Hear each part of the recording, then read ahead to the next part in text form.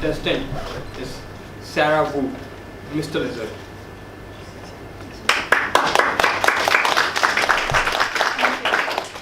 Mr. Lizard, Sarah Wu.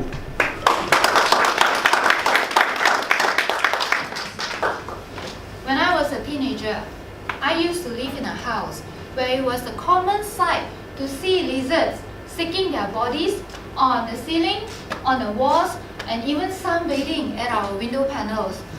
And I have the greatest phobia of lizards to the extent that anything drops, I thought it was the lizard. There it was, the lizard on the floor. And then, one day, I heard the same sound. I turned around. Where was the lizard? Then I felt something moving among my hair. I screamed hysterically at my brother, who was watching TV. My brother took the newspaper, gave me a hard hit, and continued to watch Baywatch. Anderson on Baywatch. That kind of brother. My neighbor, Auntie Lian, who lived 10 houses away, she ran all the way to our house to find out what was the danger. What was the danger? Lizard drove me crazy. And I felt that I need to find something very protective. I was living a very dangerous life. So I searched the whole house to find something to protect me. And I successfully found something very, very protective. My grandmama's hat. Since then, I read my storybook like this. I watch the TV like this. I go around the house like this. And soon my style become the latest fashion in the village for a long time because they have the same lizards in their house. Years later, in a different house, I was lazing on the sofa. My bag was also lazing on his chair. It was a naked day. Not Paul street naked kind of nakedness. And not me naked, it's just the bag. It was wide open, unzipped. And it was then I saw a lizard parking itself at the back panel of the chair, obviously enjoying the view at front, my flowery bag, like a garden with an open gate. And if Mr. Lizard was in the mood of a skydive, he would land perfectly among my makeup, my comb, my tissue, and the thought of it drove me nuts. What should I do? If there is anything similar between Mr. Lizard and me, it was our small eyes. However, I was so fearless. I searched for Mr. Lizard's eyes and we stared at each other intensely.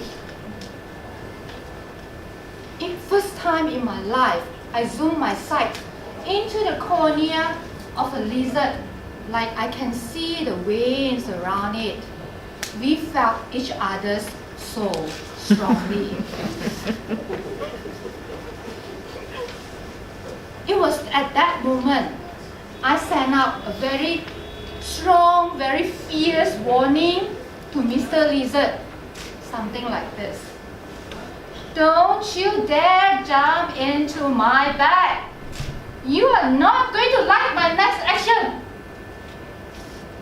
The mind fight between us was very strong.